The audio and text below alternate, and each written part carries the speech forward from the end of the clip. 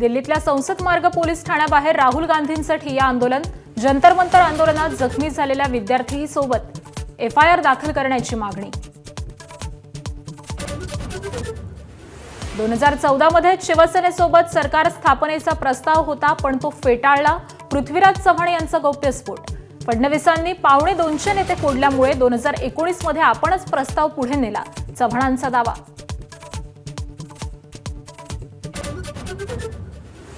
देशभरामध्ये साखरेच्या दरात मोठी वाढ। साखर मुंबईमध्ये 65 रुपये तर सांगली बुलढाण्यात 80 रुपये किलो। मिठाई सुद्धा महागणार। अचानक दरवाढ संशयास्पद, राजू शेट्टींचा आरोप। शक्तीपीठ महामार्गाविरोधात सांगली जिल्हाधिकारी कार्यालयावर मवियाचा धडक मोर्चा। जयंत पाटील, सतेज पाटील, राजू शेट्टी आणि विशाल पाटलांचा सहभाग।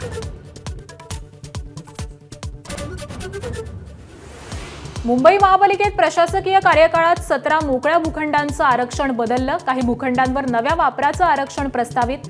पालिकेचा कारभार कुणाच्या फायद्यासाठी? काँग्रेसचा सवाल।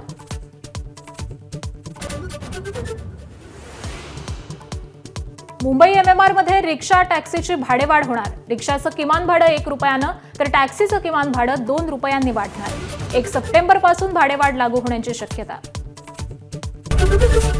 एबीपी माझा, उघडा डोळे बघा नीट।